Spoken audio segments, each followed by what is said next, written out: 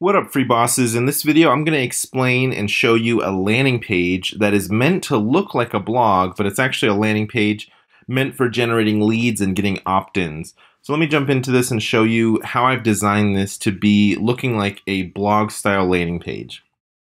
So right up here at the top, we have a very thin, very small header just showing the brand. The brand for this is US Dental Times. Now, just a little backstory on this. Basically, we've created this brand called US Dental Times. We have a whole bunch of dentists as clients, and what we're going to do is write up a bunch of blogs for these dentists, and the purpose of these blogs is to get people to read the blogs and then get them to take an action, and that action is usually filling out a lead form for either setting up an appointment or getting more information, setting up a free consult, stuff like that. So we're creating this content as a way of warming up the prospect, getting them educated and informed about a certain problem, and then we're introducing the dentist visit and then booking an appointment with the dentist as a solution to that problem. So the header here is very small, just the top padding is 5, bottom padding is 5. So it's just really tiny just to take up as minimal space as possible, but then also still show the brand of what the landing page is. Now, another thing we're trying to accomplish with this is third-party validation. So this is the US Dental Times brand, but we are using it for the dental client called Heim Dental. Now, they're just a local dentist in Colorado, and basically it looks better to the prospect when it's kind of like a third-party referring a dentist or referring somebody to you. So basically what the prospect will see is, oh, this is a blog featured by US Dental Times, but it's written by Heim Dental. So it kind of gives a little bit more credibility to Heim Dental because it's not just a blog that's written on the actual Heim Dental website. So the title of this blog is 4 Ways Your Daily Cup of Coffee is Damaging Your Teeth. So essentially we're going to address a problem in this blog. The problem is going to be how drinking coffee is hurting your teeth, and here's 4 ways. Now, as we actually go through this blog, we have these call to action buttons. So anytime they click this, they're going to scroll to the offer section. Now, to do that, you just set the action. What I like to do is rename that section to be offer section. So this section down here that it's scrolling down to is this area right here. So this is kind of like all sales copy. This is when the blog takes a shift from being a blog to then being more call to action, salesy, trying to get them to take action and fill out the lead form. So I renamed this section offer section. And if you didn't see that because I went through it really fast, you go to settings, you go to this little hashtag right here, and then that's how you rename a section. And I renamed it offer section so that I can easily find it in the button area when I want to actually set the action to scroll to that area. So as they read through this, they're going to see these call to action buttons. When they click those call to action buttons, it's going to scroll them down to this sales copy area where we're really trying to pitch them on getting a free teeth whitening kit, saving $75 on their first dental visit. We're talking about how great that special is, how great the teeth whitening is, why they need to take advantage of this if they do drink a lot of coffee. And then we start to pitch the office in general and why this dentist office is so great, why people have been coming here for years and why they need to come here as well. We have some patient reviews and then some frequently asked questions and things like that. So that's kind of the whole sales, lead gen part of the landing page. And then this top part above this get a free teeth whitening is all kind of blog stuff. So how we designed this blog to look like a blog is by using 2 column rows. Now, typically in blogs, they have an image and then they have text. Then they have image and then text. So they have these headlines and then images break up the text. And then a good way to also break up the monotony and the big text blocks is just by doing some little text edits like what I did was I bolded this and then I put it in italics so that it just kind of makes it stand out a little bit. Breaking up the bodies of text so that there's no massive big bodies of text and it's all just kind of smaller paragraphs, because when people see big bodies of text, they get turned off and they want to leave. They don't want to continue reading, they just want to leave because big bodies of text turn people off. So another way that I made this look very blogish is by making the section here a wide section. Now typically what I do on full sales landing pages is I do the full page and it would look like that. See, there's no sidebars or anything like that, where here there is like this middle white area and then there's this side section. That makes it look more like an actual blog, like an actual WordPress website or a bloggy website. So I just made the section width wide, and that kind of gives it this kind of look right here. And then I also made, because I want them to kind of see the background and kind of see that it's a dentist putting a tool into a patient's mouth and stuff, so I made the opacity on this section 85. So it is slightly see-through. My goal with that is just to create a little bit of depth, to make it a little bit more three-dimensional and just make it seem, you know, further in, basically, I guess. We'll see how that actually works, if people even notice it. It may be a very subconscious and subliminal thing that they notice, but yeah, I just wanted them to be able to see the background image a little bit. So what I did with these images is I put one image there, one image there, one image there. So I didn't put all the images on one side, and I'm really trying to just kind of create this flow of reading where it's kind of like a zigzaggy flow where they go from left to right. Obviously, it's only going to look like that on desktop, because when you switch it over to mobile, everything will just line up. One thing I was really trying to accomplish with the images, where the placement of the images are, is like I didn't want there to be too much text. Like right here, you can see that as I'm scrolling, it is just a large amount of text all on top of each other. So that's not ideal, but I just really couldn't figure out how to really make the images break up the text well on desktop, as well as have them look good on mobile. And I didn't want to have to create a section that's purely mobile and purely desktop, because I could totally make this section right here, or this little row, I could make it on mobile only, and then I could put an image in there and I could, you know, make it look really good on mobile. But when down the line, when I'm making changes, it really is kind of a pain to make changes to the desktop version and the mobile version. Sometimes one gets forgotten and I just make changes to the desktop version and I forget to make changes to the mobile version. And so it just causes more variables and factors for me to check. So if I can limit those and minimize the variables and factors that I need to check whenever I'm making changes or finalizing a landing page, then I'm going to try and do that. So again, with this landing page, the goal is to do kind of a 50-50 split. So the top part of the landing page is very content, not so salesy.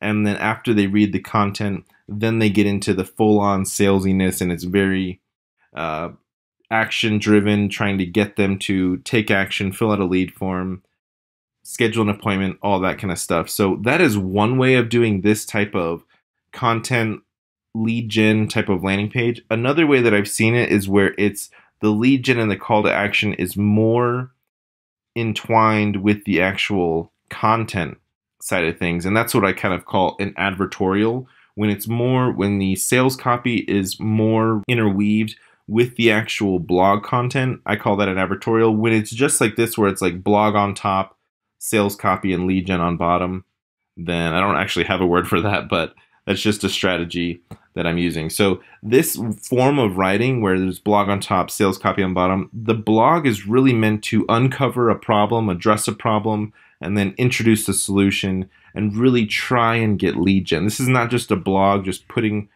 content out there for SEO purposes or just for engagement or reads.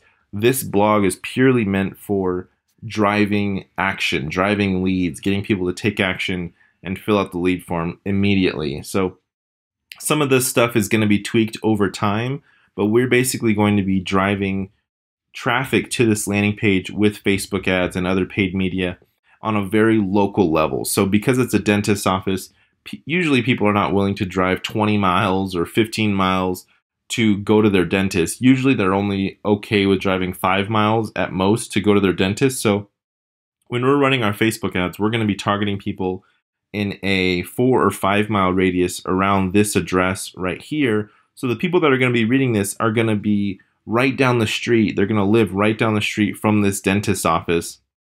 And it's going to be a lot more likely that they will be able to take advantage of this special offer. So that's why I'm really trying to get across in the copy, like neighbor special, new patient special, we're local. I have right here, this is actually a map.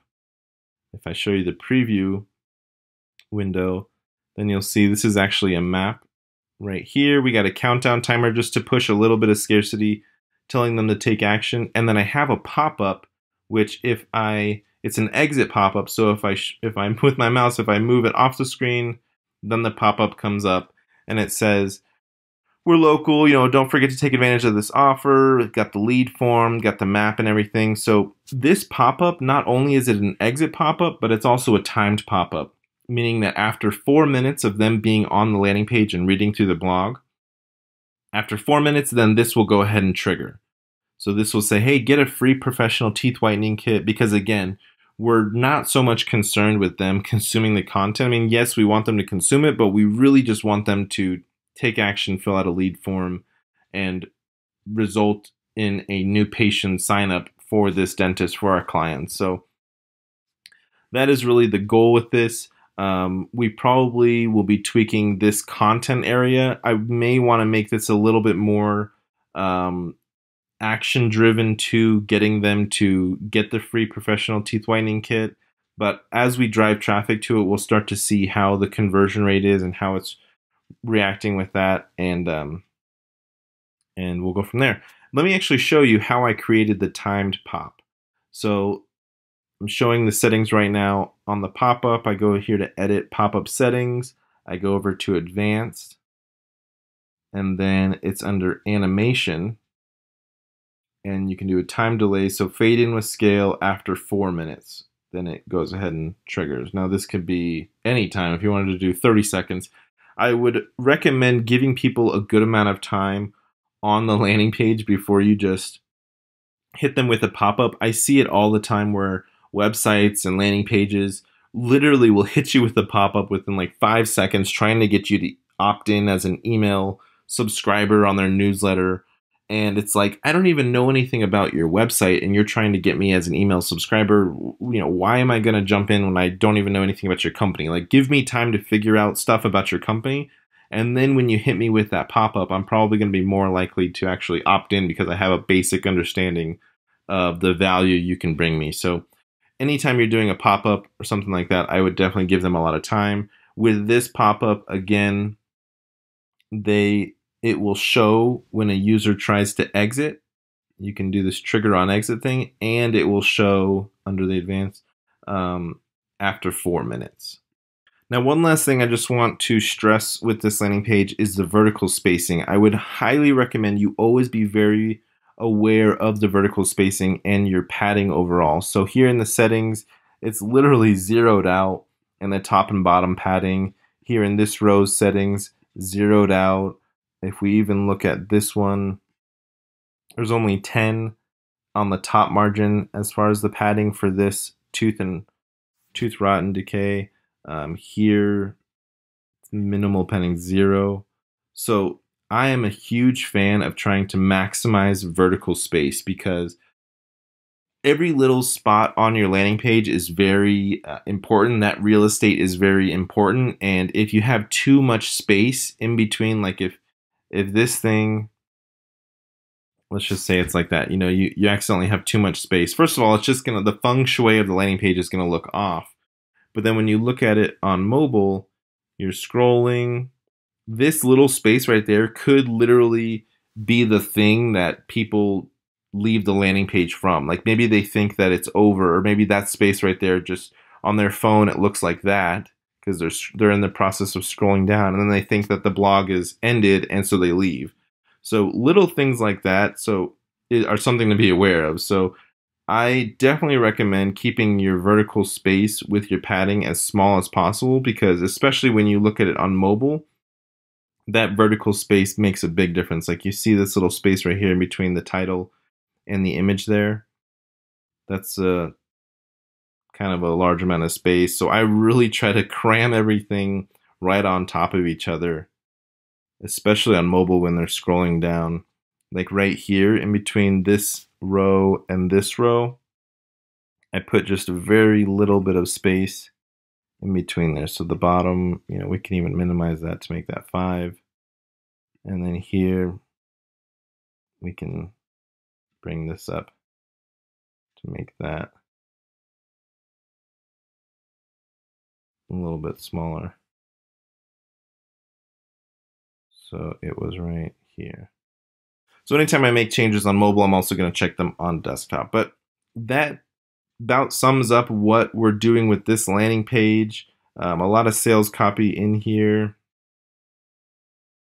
This should actually be 18 because all the other fonts, I try to keep all the body fonts the same size. So all this small text should all be 18.